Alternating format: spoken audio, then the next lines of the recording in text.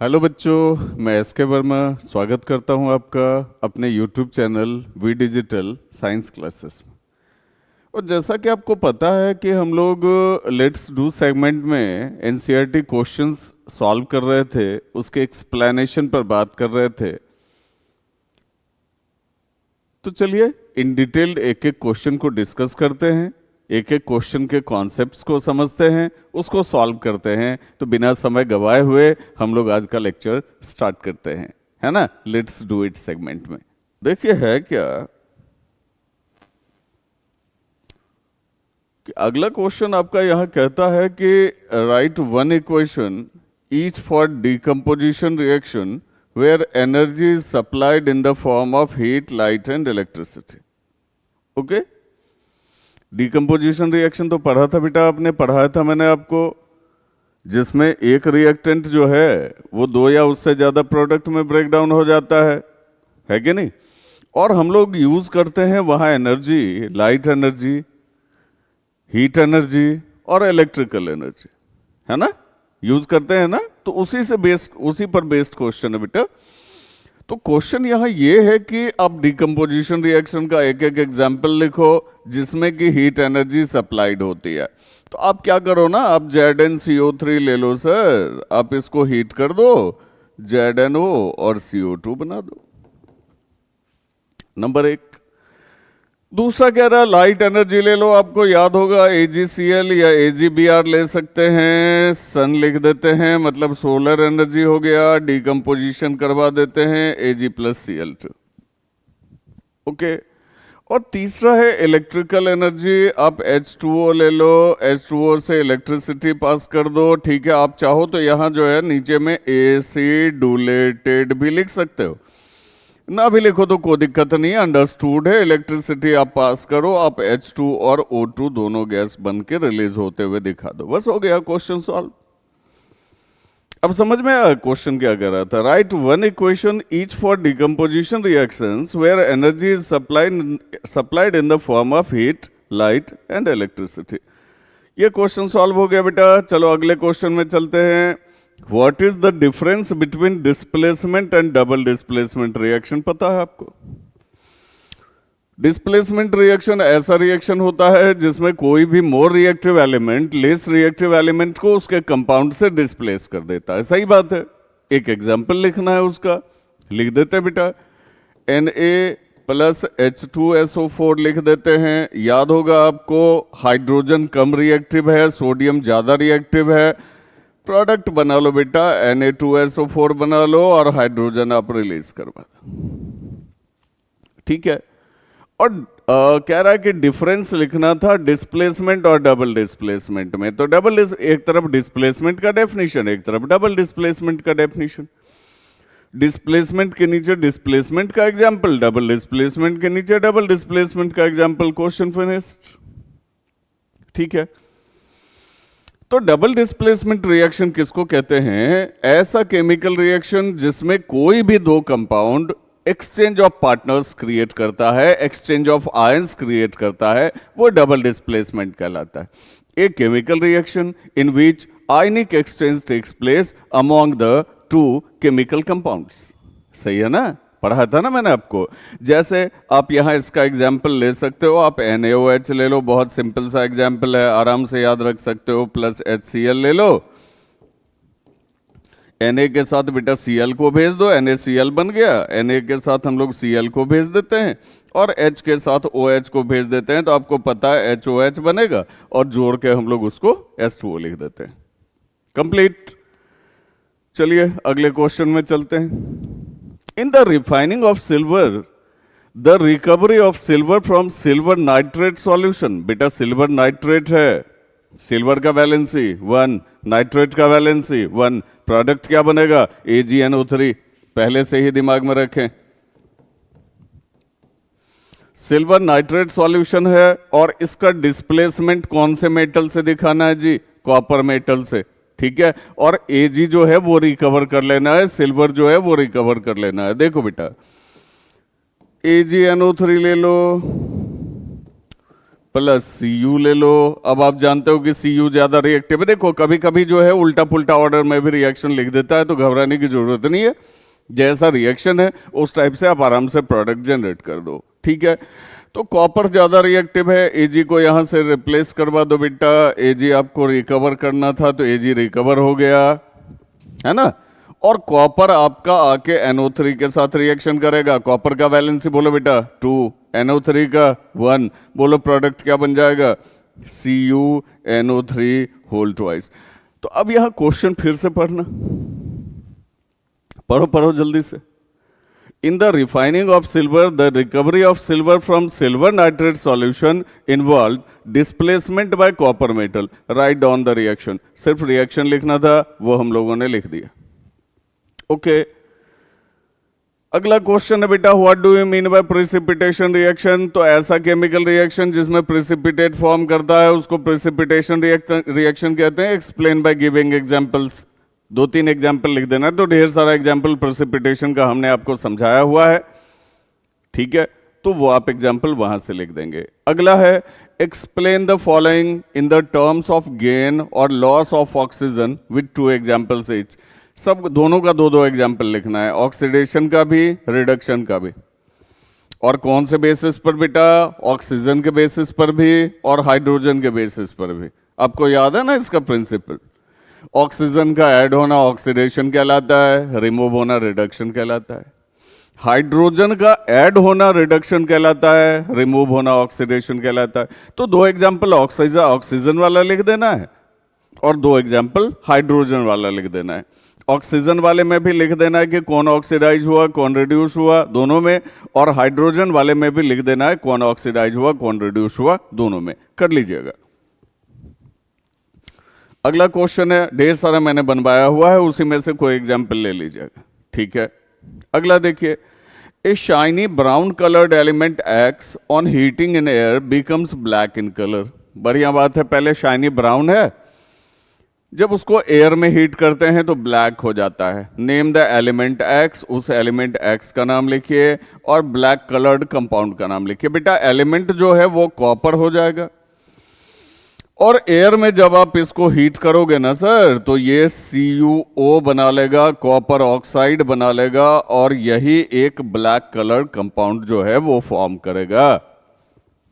Okay अगला question, why do we apply paint on iron articles. पता ही है आपको, बताइए पेंट क्यों करते हैं, टू प्रिवेंट फ्रॉम रस्टिंग। आप कहोगे सर रस्टिंग तो आपने बताया ही नहीं था, है ना। बता देता हूं, अभी रस्टिंग भी बता देता हूं, सॉरी कोरोजन उसका टर्म है, कोरोजन भी बता देता हूं और रेंसिडिटी भी बता देता हूं। दोनों एरियल ऑक्सीडेशन का ही जो है इफेक्ट वाला टर्म है, ठीक है।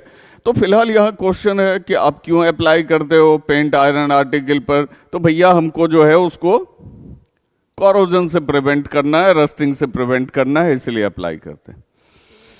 Oil and fat containing food items are flushed with nitrogen. Why, क्यों फ्लश करते हैं जी, तो टू प्रिवेंट फ्रॉम रैंसिडिटी। तो देखो दोनों ही टर्म्स से क्वेश्चन आ गया, पहला कोरोजन कोरोजन और दूसरा रैंसिडिटी, है ना बेटा। तो दोनों मैं आपको बता देता हूं, अभी ही बता देता हूं इसी लेक्चर। फिर उसी से रिलेटेड फेनोमेना है, क्वेश्चन है explain the following terms with 1 examples each. इसको भी डिफाइन करें, इसको भी डिफाइन करें, एक्सप्लेन करें, जिस टाइप का क्वेश्चन रहेगा उस टाइप से कर दें और एक एक एग्जाम्पल डाल दें, ठीक है। तो सारे क्वेश्चंस आपके एनसीईआरटी वाले कंप्लीट होते हैं, ठीक है। तो बढ़िया से जो है रिवीजन करना चाहिए, रिवीजन करते रहिए, स्टडी करते रहिए। बचा यहां कोरोजन और रैंसिडिटी, तो मैं आपको बता ही देता हूं कोरोजन और रैंसिडिटी, ठीक है। देखो बेटा, कोई भी मेटल ले लो आप, आयरन नेल ले लो, सिंपल सी बात है, सारे घरों में पड़ा हुआ रहता है कहीं ना कहीं। अरे लोहे की कांटी वो ले लो सर, ठीक है। अब देखोगे कि उसको अगर मॉइस्चर और एयर दोनों के प्रेजेंस में रखा तो धीरे धीरे उसमें जंग लग जाता है, धीरे धीरे उसका कोरोजन हो जाता है। तो भाई कोरोजन कहा किसको जाता है, the damage cause to the metal by the chemical reaction of air and water और other chemicals is called corrosion. Mostly यही होता है, एयर और वाटर से ही इसका कोरोजन होता है। वैसे कोई और भी केमिकल अगर जो है उस पर डाला जाए और मेटल डैमेज हो रहा है तो वो टर्म भी कोरोजन ही कहलाता है, कोरोजन से ही उसको रिलेट किया जाता है। But in most of the cases, जैसे आयरन है बेटा, ऑक्सीजन के प्रेजेंस में, मॉइस्चर के प्रेजेंस में, वाटर यहाँ मॉइस्चर के सेंस में आता है, ये बना लेता है Fe2O3। तो ये हो गया उसका रस्ट, ये हो गया उसका कोरोडेड फॉर्म, ठीक है ना। मेटालिक लेयर आपने देखा होगा कि आयरन पर जब जंग लगती है, जंग धीरे धीरे हटती है तो उसके मेटालिक लेयर्स भी बर्बाद होते चले जाते हैं, आयरन धीरे धीरे पतला होता चला जाता है। सही है ना। अब इसका एक एक्सपेरिमेंट है, आप यहां देख लो, ठीक है। कई बार इससे क्वेश्चंस आ जाते हैं, है ना। मान लो हमने एक टेस्ट ट्यूब ए ले लिया, हमने टेस्ट ट्यूब बी ले लिया, ठीक है। और अब यहाँ जो है दोनों में हम अलग अलग चीज डाल के देखते हैं, ठीक है। इसमें हमने वाटर डाल दिया, ठीक है, आयरन नील डाल दिया बेटा, और इसमें वाटर डाल दिया, या यहां शायद लिखने में मिस्टेक हो गई है, ठीक है। यहां टेस्ट ट्यूब सी ले लो आप, ठीक है। तो अब इसमें जरा सा देखो कि 3 टेस्ट ट्यूब है, एक में हमने वाटर ले लिया, नील ले लिया, ठीक है, और ऊपर से रबर कॉर्क जो है वो सब में लगा दिया। लेकिन इसमें एयर है, ठीक है, इसमें भी एयर है, उसमें भी एयर है, क्योंकि रबर कॉर्क लगाते वक्त जो है एयर तो उसमें इन कर ही जाएगा ना बेटा। लेकिन एयर के टेक्सचर्स में अंतर है, मैं आपको बताता हूं। इसमें कॉमन एयर है, ठीक है।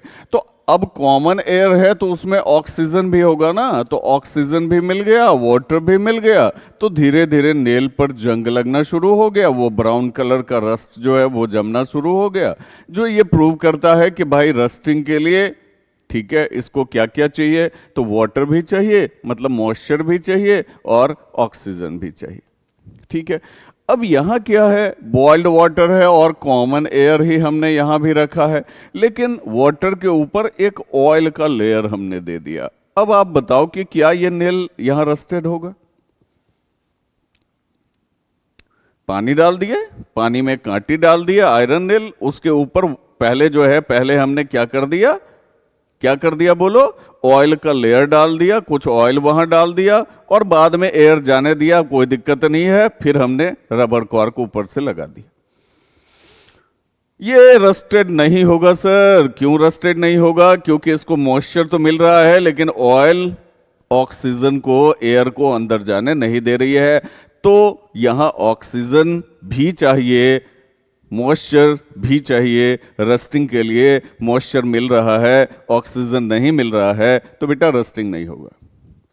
अब तीसरे वाले में देखो, एनहाइड्रस CaCl2 डाल दिया, ठीक है, मतलब बिल्कुल ड्राई कैल्शियम क्लोराइड डाला है, सॉल्ट डाला है, और इसमें ड्राई एयर भी डाल दिया, मॉइस्चर फ्री एयर डाला है इसमें, ठीक है ना, जिसमें ह्यूमिडिटी नहीं है, मॉइस्चर की क्वांटिटी नहीं है।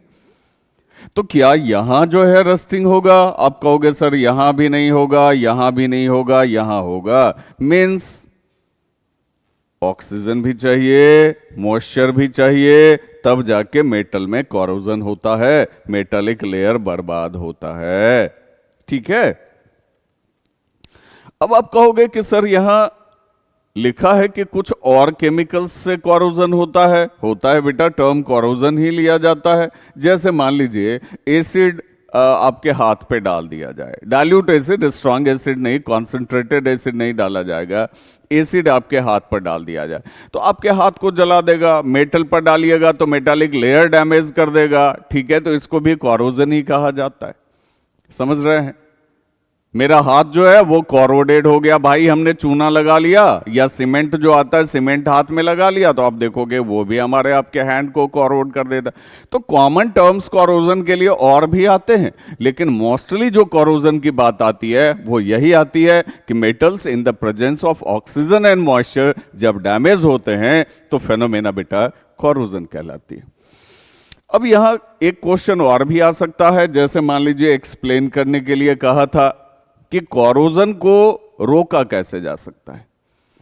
ढेर सारे तरीके हैं, आप ऑयलिंग कर दो, आप ग्रीजिंग कर दो, आप पेंटिंग कर दो, आप गैल्वेनाइजेशन कर दो, आप एनोडाइजिंग कर दो। 8 में आपने पढ़ा होगा, है ना। यदि नहीं पढ़े हैं तो मैं आपको मेटल नॉन मेटल में पढ़ा दूंगा। इलेक्ट्रोप्लेटिंग के फेनोमेना है एनोडाइजिंग और गैल्वेनाइजेशन। अगर जिंक का लेयर चढ़ा देते हो तो बेटा गैल्वेनाइजेशन हो जाता है। मेटल के ऊपर अगर एल्युमिनियम का लेयर इलेक्ट्रिसिटी की मदद से चढ़ा देते हो तो वो एनोडाइजिंग हो जाता है। समझ रहे हो कि नहीं समझ रहे हो?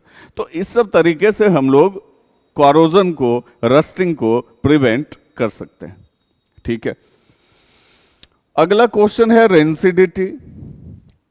आप अगर oily and fatty food material को हवा में छोड़ दो, जैसे मम्मी मीट बनाती है, गर्मी का सीजन है, और सुबह में बनाओ और रात में उसको खाने की कोशिश करो, या थोड़ा सा पेशेंस रखो, अगले दिन खाने की कोशिश करो, क्या खा पाओगे?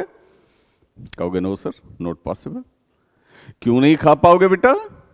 क्योंकि उसका टेस्ट भी खराब हो गया, उसका स्मेल भी खराब हो गया, क्योंकि एटमॉस्फेरिक ऑक्सीजन उससे रिएक्ट कर लेता है, उसका एरियल ऑक्सीडेशन हो जाता है।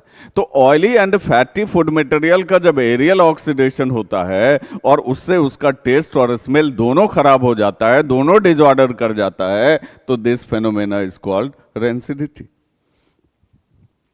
है ना। दोनों ऑक्सीडेशन के ही एग्जाम्पल है, ऑक्सीडेशन के ही इफेक्ट्स हैं जो हम आप अपनी जनरल लाइफ में, अपने फॉर्मल लाइफ में ऑब्जर्व करते हैं, कोरोजन और रेंसिडिटी, है ना। अब रेंसिडिटी से कैसे बचाया जाए खाने को?